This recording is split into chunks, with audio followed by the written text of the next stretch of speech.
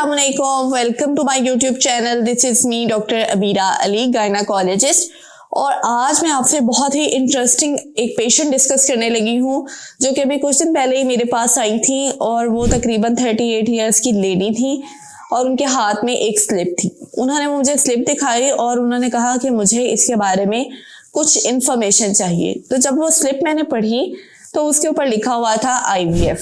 अब IVF को पढ़ के मेरे माइंड में एक क्वेश्चन आया कि शायद इनकी कोई औलाद नहीं है जिसकी वजह से वो इसके बारे में इंफॉर्मेशन लेने आई है। तो जब मैंने उनसे हिस्ट्री ली तो उन्होंने मुझे बताया कि उनकी 5 बेटियां हैं और अब वो चाहती हैं कि उनके बुढ़ापे का कोई सहारा हो, इसके लिए वो एक बेटा चाहती हैं। और उनको किसी ने ये IVF का प्रोसीजर बताया था और वो मुझसे ये इन्फॉर्मेशन लेने आई थी इस प्रोसीजर के बारे में। तो फ्रेंड्स, ये जो IVF का प्रोसीजर होता है ये कभी भी आपकी जेंडर को सिलेक्ट नहीं करता। जेंडर सिलेक्शन के लिए हमें इस प्रोसीजर को कुछ मॉडिफाई करना पड़ता है और एक प्रोसीजर होता है PGD। PGD होता है प्री इम्प्लांटेशन जेनेटिक डायग्नोसिस, जिसके जरिए हम बच्चे के पैदा होने से पहले ही उसकी जीन्स देख लेते हैं और फिर हम अपनी डिजायर्ड जीन वाला बच्चा, जो कि हमें अगर मेल चाहिए तो वो डिपॉजिट करवा सकते हैं या फीमेल चाहिए बच्चा तो हम फीमेल वाला एम्ब्रियो डिपॉजिट करा देते हैं। तो इस तरीका कार से तो बच्चा हमारी डिजायर्ड जेंडर वाला पैदा हो सकता है, लेकिन IVF से नहीं हो सकता। अब ये PGD क्या है, ये कैसे वर्क करता है, इसकी कॉस्ट क्या है और इसकी सक्सेस रेट क्या है, इसके बारे में हम आज बात करेंगे। तो वीडियो बहुत ही इंफॉर्मेटिव साबित होगी आपके लिए, इसलिए इसको एंड तक लाजमी देखिएगा। और अगर आप मेरे YouTube चैनल पर नए हैं तो चैनल को लाजमी सब्सक्राइब कीजिएगा। फ्रेंड्स, हर पेरेंट की ये विश होती है कि उनकी फैमिली बैलेंस्ड हो। अब जिनके घर में बेटे हैं तो उनकी ख्वाहिश ये होती है कि उनकी कोई बेटी हो, और जिनके घर में बेटियां हैं तो उनकी ख्वाहिश ये होती है कि हमारे घर में बेटे हों। और बाज़ औक़ात ऐसे होता है कि कोई भी औलाद नहीं होती और कपल की, और वो चाहते हैं कि हमारा बेटा हो या बेटी हो। और इसके अलावा बाज़ औक़ात ऐसे होता है कि किसी फैमिली में बच्चे डिजीज़ पैदा होते हैं, यानी कि उनके बच्चे उनको कोई ना कोई जेनेटिक डिसऑर्डर होता है, तो वो चाहते हैं कि हमारा नेक्स्ट बेबी ऐसा ना हो कि उसमें भी यही मसला हो। तो हमारा पहले से कोई ऐसा मेथड हो जिससे चेक हो जाए कि हमारे बच्चे में ये बीमारी तो नहीं होगी। तो ये भी PGD के जरिए पॉसिबल है। तो PGD कैसे वर्क करता है इसके बारे में हम देखते हैं। ये मल्टी स्टेप प्रोसीजर है, हर स्टेप एक खास टाइम पे करना होता है और बहुत ही जो एक्सपीरियंस्ड ट्रेन डॉक्टर्स होते हैं उनकी अंडर सुपरविजन ये प्रोसीजर होता है। तो इसका जो पहला स्टेप है वो क्या है, वो है इनिशियल सिलेक्शन, इवैल्यूएशन, असेसमेंट और उसके बाद काउंसलिंग ऑफ द कपल। इसमें जो कपल होता है उसकी प्रॉपर हिस्ट्री, एग्जामिनेशन और उसके बाद इन्वेस्टिगेशंस कराई जाती हैं और देखा जाता है कि ये PGD के क्राइटेरिया पे पूरा उतरते भी हैं कि नहीं। क्योंकि ये प्रोसेस होता है जो ये हर एक कपल के लिए नहीं होता। कुछ कपल्स ये फिर भी नहीं करवा सकते क्योंकि वो इतने फिट नहीं होते।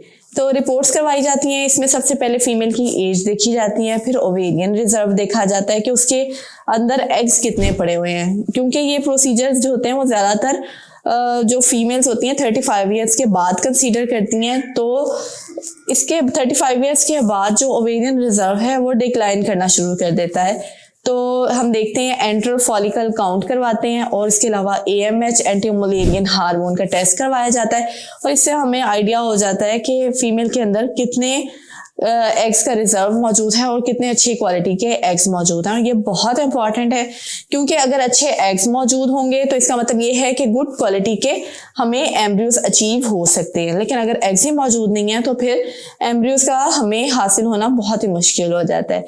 इसके अलावा हम मेल का सीमन एनालिसिस कराते हैं, उसमें हम स्पर्म्स के पैरामीटर देखते हैं, कितनी मोटिलिटी है, क्या काउंट है, कितने नॉर्मल हैं, कितने एबनॉर्मल हैं, ये सब चीज़ें देखी जाती हैं। इसके अलावा फीमेल का अल्ट्रासाउंड करवा के कोई ना कोई पेल्विक पैथोलॉजी अगर है तो वो रूल आउट की जाती है और इसके अलावा यूट्रस की लाइनिंग देखी जाती है ताकि अगर फर्टिलाइजेशन हो भी गई है तो नेक्स्ट इम्प्लांटेशन कितनी सक्सेसफुल होगी।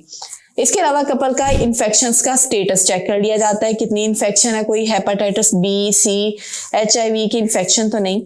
ठीक है, इस टेस्ट के बाद जो कपल पीजीडी के क्राइटेरिया पे पूरा उतरता है, हम उस कपल को सिलेक्ट कर लेते हैं और अपना प्रोसीजर स्टार्ट कर देते हैं। तो जो प्रोसीजर का पहला स्टेप है वो है ओवेरियन स्टिमुलेशन, जो कि मैंने अपनी पिछले वीडियो में भी आपको बताया था। जस्ट लाइक आईवीएफ ही ये प्रोसीजर काम करता है। इसमें क्या करते हैं, हम ओवरीज को स्टिमुलेट करते हैं टैबलेट्स के जरिए और इंजेक्शंस के जरिए। ये तकरीबन 9 to 12 डेज का प्रोसीजर होता है, जो कि हम मेंसेस के दूसरे तीसरे दिन से स्टार्ट कर देते हैं और हम एक खास डोज में इनको टैबलेट्स देते हैं, इंजेक्शन देते हैं। मीनवाइल हम पेशेंट की जो नेचुरल ओव्यूलेशन है उसको इंजेक्शंस के जरिए सप्रेस कर देते हैं ताकि वो ना हो। ये ओव्यूलेशन तब हो जब हम चाहते हैं, जब हमारी मर्जी के एग्स बन जाते हैं। तो उसके बाद हम ऑल्टरनेट डे पे पेशेंट का टीवीएस करके देखते रहते हैं कि अब एग कितने साइज का बन गया है, और उसके बाद हम वक्फे से ईस्ट्राडायोल का ब्लड टेस्ट भी करवाते रहते हैं। तो ये प्रोसीजर चलता रहता है तब तक जब तक कि हमें हमारे डिजायर्ड साइज के एग्स नहीं मिल जाते। जब हमें 18 to 20 mm के अच्छे अमाउंट में एग्स मिल जाते हैं तो फिर हम समझते हैं कि हमारा टारगेट अचीव हो गया है, आइडियल हमें एग्स अचीव हो गए हैं। तो अब हम इन एग्स को पिक कर सकते हैं। तो पिक करने से 36 आवर्स पहले एक ट्रिगर का इंजेक्शन लगाया जाता है जिसको HCG ट्रिगर इंजेक्शन कहते हैं। ये जो HCG ट्रिगर इंजेक्शन होता है बेसिकली ये एग्स की जो फाइनल मैचुरेशन है उसके लिए बहुत ज़रूरी होता है, इसलिए ये इंजेक्शन लगवाया जाता है। अब नेक्स्ट स्टेप आता है ओवम पिकअप का, जो कि है 36 hours after the HCG injection हमने ओवम पिकअप करनी होती है। अब ये ओवम पिकअप की पूरी एक टीम होती है जिसमें एक गायनाकोलॉजिस्ट होती है और एक एनेस्थेटिस्ट होता है, एक एम्ब्रियोलॉजिस्ट होता है और एक सीनियर ओटी स्टाफ होती हैं। ऑपरेशन थिएटर में हम ये प्रोसीजर परफॉर्म करते हैं।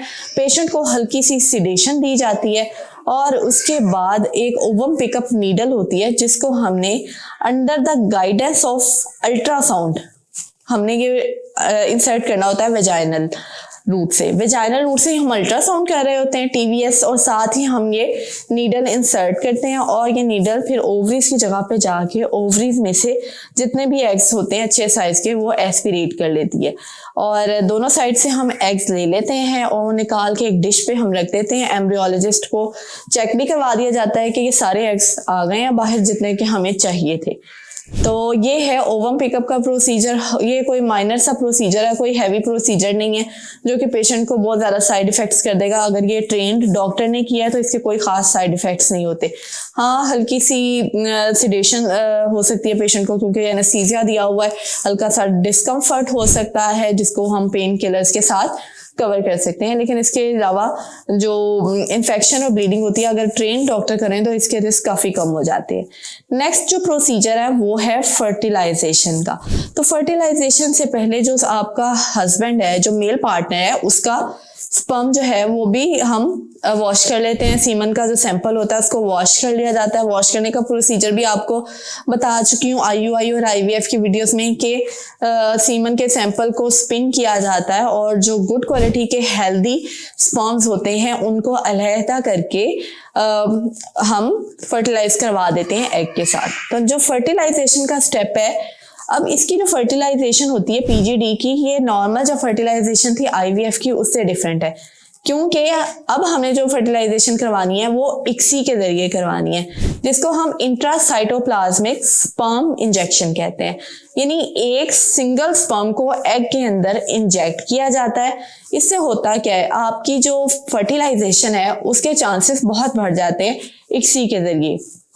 और इसके अलावा जिन मेल्स का स्पर्म काउंट लो होता है, मोटिलिटी कम होती है, ये उनके लिए बहुत ज़्यादा बेनिफिशियल है क्योंकि ये सक्सेस रेट को बहुत ज़्यादा बढ़ा देता है। अब फर्टिलाइजेशन के बाद क्या है, हमने एम्ब्रियो की असेसमेंट करनी है। अब ये जो स्टेप है ना, ये डिफरेंट है IVF से। IVF में ये स्टेप स्किप हो जाता है, लेकिन हमने क्या करना है, अब जो ये एम्ब्रियो हासिल हो गया फर्टिलाइजेशन के बाद, इसको असेस करना है, इसकी डेवलपमेंट को हमने मॉनिटर करना है। ये 2 सेल स्टेज पे जाएगा पहले, फिर 4 सेल स्टेज पे जाएगा, फिर तीसरे दिन तक ये 8 सेल स्टेज तक पहुंच जाता है। तो जब ये 8 सेल स्टेज पे पहुंच जाता है तो उस एम्ब्रियो में से हम 1 या 2 सेल्स निकाल लेते हैं और उन सेल्स का जो क्रोमोसोम का मटेरियल होता है उसको हम स्टडी करते हैं। अब जब स्टडी की जाती है तो उसमें सेक्स क्रोमोसोम्स का भी पता चल जाता है कि XX है इस एम्ब्रियो में XY है। तो जो भी कपल को डिजायर्ड जेंडर होती है हम वो वाला एम्ब्रियो सिलेक्ट कर लेते हैं और वो सिलेक्ट करके फिर नेक्स्ट हम वही वाला एम्ब्रियो यूट्रस के अंदर डिपॉजिट करते हैं। अब जो बाकी बच जाने वाले एम्ब्रियोज हैं उनका क्या करना है? एक तो डिजीज भी देखी जा सकती है, जेनेटिक डिसऑर्डर, हमें हेल्दी वाला एम्ब्रियो चाहिए होता है, डिजीज वाले एम्ब्रियो हम डिस्कार्ड कर देते हैं। इसके अलावा अगर आपने मेल जेंडर सेलेक्ट की हुई है किसी कपल ने, तो जो फीमेल जेंडर वाले या बकिया बच जाने वाले जो एम्ब्रियोज हैं, हेल्दी एम्ब्रियोज, उनको आप क्विक फ्रीजिंग मेथड से फ्रीज करवा सकते हैं ताकि बाद में जब आपका प्लान बने तो प्रेगनेंसी का, तो आप इसको यूज कर सकें। इसका फायदा ये है कि एक तो ये कि आपको दोबारा हैवी मेडिसिन की स्टिमुलेशन नहीं लेनी पड़ेगी, ओवम पिकअप के मरहले से नहीं गुजरना पड़ेगा, कॉस्ट भी कम आएगी। इसके अलावा ये है कि नेक्स्ट अगर आप जब भी अपनी कुछ सालों के बाद नेक्स्ट प्रेगनेंसी प्लान करते हैं तो फीमेल की एज और ज़रा बढ़ गई होती है, तो एक क्वालिटी और ख़राब हो गई होती है, तो फिर नेक्स्ट टाइम प्रेगनेंसी के चांसेस इतने अच्छे नहीं रहते, तो आप वो एम्ब्रियोज फ्रीज करवा सकते हैं। तो जो एम्ब्रियो हमारा चॉइस किया हुआ एम्ब्रियो था, उस एम्ब्रियो का नेक्स्ट स्टेप जो है वो है यूट्रस के अंदर डिपॉजिट। ये सिंपल सा स्टेप है, कोई इतना इसमें रॉकेट साइंस नहीं है। एक कैथेटर के जरिए हम वो एम्ब्रियो यूट्रस के अंदर डिपॉजिट कर देते हैं। पेशेंट को कोई खास एनेस्थीसिया देने की भी ज़रूरत नहीं पड़ती, हल्का सा पेशेंट को थोड़ा सा रेस्ट करना पड़ता है और उसके बाद हम पेशेंट को डिस्चार्ज कर देते हैं। कुछ मेडिसिन दी जाती हैं पेशेंट को, कुछ प्रिकॉशंस बताई जाती हैं ताकि इम्प्लांटेशन मेंटेन रहे।